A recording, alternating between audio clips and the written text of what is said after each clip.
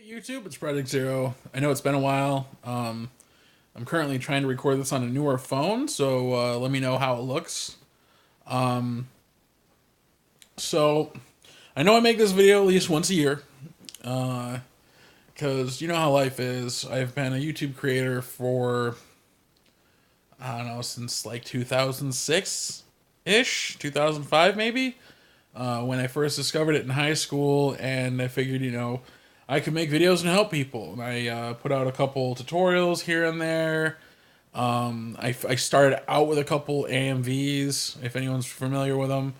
And there was one that I was really proud of that just recently, like in the last 2 years, got kicked off for a copyright claim, which is unfortunate because, it's an old song that's in it, and it's using clips from Naruto, the Japanese version. So there's because it's Shonen Jump, there was no copyright on it at the time. So fortunately, it didn't get hit for Naruto, but it did get hit for the song.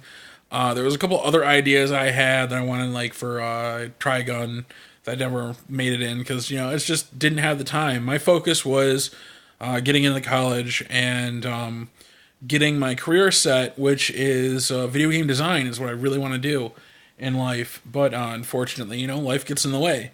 I've been talking about it a lot recently, actually, of how the educational system has kind of betrayed me, and not that I'm not working hard, is that it turned from, okay, I want to go to college so that I can make a career, to learn things that I want to learn, and then it was just shattered as soon as I got there. Where it's like, oh, you have all these prerequisites, you have to do this, you have to do that just to make it in.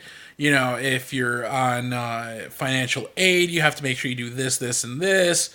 It's like, for God's sakes, I want to go to college so that I can learn the things that I want to do, so I can make a career out of it. And it's, yes, having English language skills, and I'm talking like English and writing and that kind of stuff, is a good skill to have.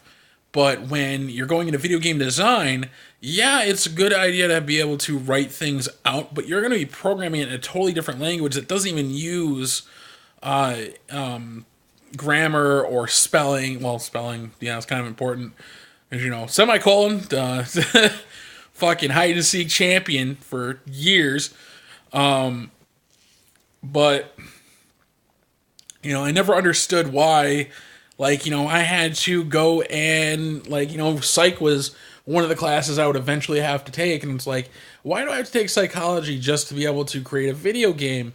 I have a story in my head that I've been writing since, oh, I don't know, like 2003 maybe?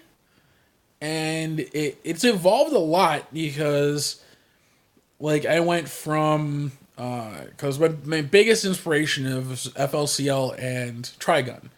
So I want to try and combine the two, and I ended up making like this kind of start out story with main character, and they carried a guitar and it could transform into a sword. And I realized, I like when I'm designing weapons to them to be functional. I don't want it to just be show in this weird impossible thing that just you can't make in real life. I want it to be something you can make in real life. If I don't have a problem adding like a magic aspect to it, because that's fine. But physically and mechanically, it has to work. It's just how I am, because at heart, I am a I guess an engineer. I mean, I never majored in engineering, but I did take robotics in high school. I absolutely loved it. And I thrived in that environment where I could just take raw materials and make something out of it physically with my hands. I'm sorry I keep switching sides. My arms keep getting tired. But what I wanted to do, make this video for, is that I want to make at least something. I've been sitting idly by in the last 2 years. I have, well, as many of you know, starting 3 years ago, I started struggling with my legs. Started out with just swelling and general light edema. And for those of you that don't know what edema is, it is when the tissue in your body that normally would circulate fluid, because it turns into a sponge-like material because it can't get circulation properly. So my legs like to hold water, so I constantly have compression on. And in the last year, I had to go in the hospital for necrotizing fasciitis, which is a flesh-eating virus. So I am currently missing a chunk of my leg. My leg was saved, but I'm still trying to get that wound healed. And I'm doing everything in my power to get it done. I've lost 100 pounds. I've been wavering on that line now because at first I lost about 130 pounds, and I've been bouncing back and forth on that 30 pounds. So it's the next step is going to probably be weight loss surgery, just because I keep plateauing. And the problem is that yes, I'm plateauing, and honestly, it's a catch-22 because I'm plateauing because I can't. The doctor hasn't released me to go to the gym to do like full rigorous workouts, and it's something I really want to do, because when I was in the hospital, I died, and I vividly remember just knowing that I was dead at one point and being so scared. I mean, from that experience, and the best way I can describe it is I technically experienced ego death. For those of you that don't know what ego death is, look up anything to do with acid, DMT, or anything like that. It's like an out-of-body experience where you come to the realization that your body and personality completely separates from your mind, and you realize that, things are just out of your control, and that's what you have to accept. And it actually got rid of my anxiety. For the longest time, the littlest thing would set my anxiety off to the point where I'm having a full-blown panic attack. Like, I get a call from my wife saying, hey, I'm staying late from work, because, another truck came in or something, and my body uncontrollably would just go into a panic attack because I expected her to be home at a certain time. And it's not that I don't trust my wife or anything like that. It was just that I had mentally made plans, and then they suddenly changed, and I couldn't control it, and that's what was setting it off. But that's gone now, and I've becoming more ambitious to do the things that I really want to do in life, and I figured I can't rely on the education system now, especially now that companies are they're not even accepting students with legitimate degrees anymore, unless you're from a really high-end like Ivy League school, because community colleges and like that are just turning out people that know how to just memorize things, not somebody that can problem solve. So, because in that aspect, if my video game doesn't make it off the ground, that is fine. As long as I make it, I am happy. But, with that, I need something else to catch me. But I figured at this point, to be able to learn, at the very least, how to create a video game, is I just need to dive right into it. My main problem is I don't want to dive into the game that I want to make now, because it's going to take a full production team. I already know this because, I'm not looking for groundbreaking graphics, but it's something that, because it's going to be a new engine, it's going to be a new set of character design, all that fun stuff. I'm going to have to hire people to do a lot of that.